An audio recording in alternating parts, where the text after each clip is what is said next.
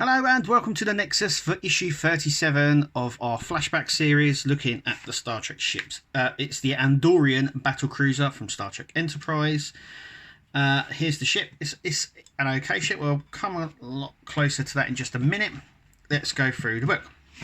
So it's a Kamar class, or a Kamar class. It's 86 crew. Obviously from Star Trek Enterprise. It has cannons, deflector shields and stuff like that. Sharan is the captain of the ship. The ship eventually gets destroyed by, I do believe, a Romulan drone. And then Sharan's not given another command. It's not the last time we see him in the series as well, which is cool. There's nice a picture there of the escape pod. It's a heavily armoured warship, basically. They don't get along with the Vulcans and stuff like that. I get a lot of in-universe information.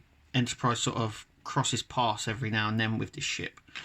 As you can see, it's got this very aggressive looking shape to it, which is really, really nice.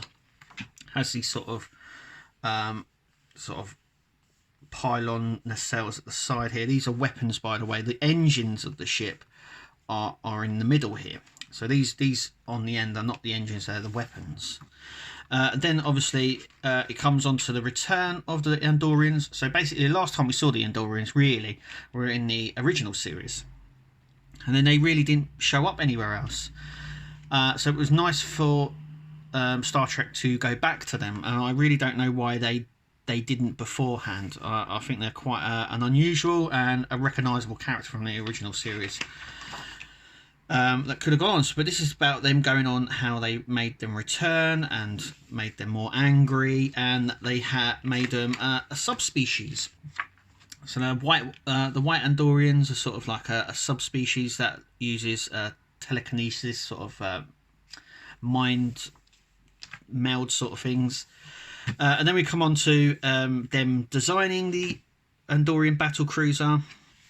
I do like some of these other designs. And what you tend to find is with a lot of these other designs, they tend to use for other things. I've not seen any of these concept ones before. That looks very similar to a ship in Star Trek Discovery, doesn't it? A Klingon ship, I do believe it is in Star Trek Discovery, or a transport ship. It just looks very familiar to a ship that we've seen in Discovery. Obviously there's the one that they went with originally, and that's it. So we get some trivia there on the Andorians and stuff like that. Obviously our next one we'll be looking at here on the Nexus will be issue 38, which is the Delta Flyer. It's a really nice size and stuff like that, but we'll come across that in our next issue, in our next episode. So make sure you click to subscribe. So without further ado, let's have a look. This is the ship, the Andorian cruiser. One thing I will say is it's just come off on its stand. One thing I will say is that it's incredibly light. There is no die cast on this whatsoever. If there is any die cast, one, you can't feel it, and two, you can't see it. But I believe this is 100% plastic. No die cast in this whatsoever. But it's a really nice, interesting design. So we have the engines here. We've got the light pipe in here, and you can also see it on the nacelles at the side here as well. The light plastic, blue plastic. Then we have the impulse engines, and this is another engine here, which is really nice. It sort of protrudes out. Like I said before, the one thing that you get from this is that it's incredibly light, and that it's all plastic. Underneath is not too detailed, though I don't think the actual ship is too detailed underneath. And then we get this nice sort of patterning on it, which is very similar to the Starfleet patterning that we get.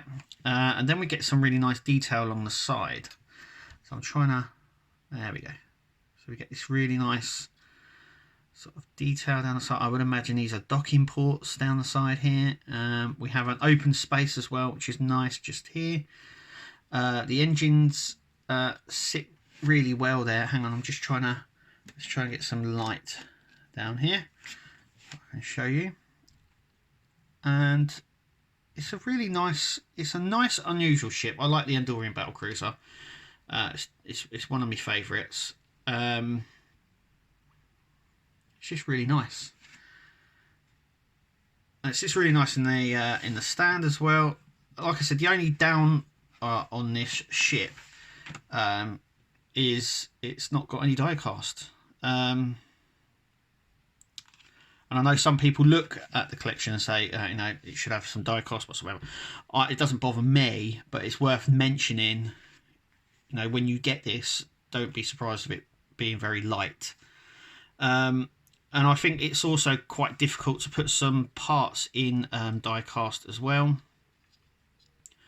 It's a lot easier, and you can get a lot more detail on the mould as well with the plastic than you can with die-cast. And obviously there's the paint application as well. Some paints look different on die-cast, which we've seen in the collection, but it is what it is. I like the Andorian battlecruiser. It's one of my favourites. Anyway, thank you for watching. Tell us what you think, and obviously we'll see you at the next video.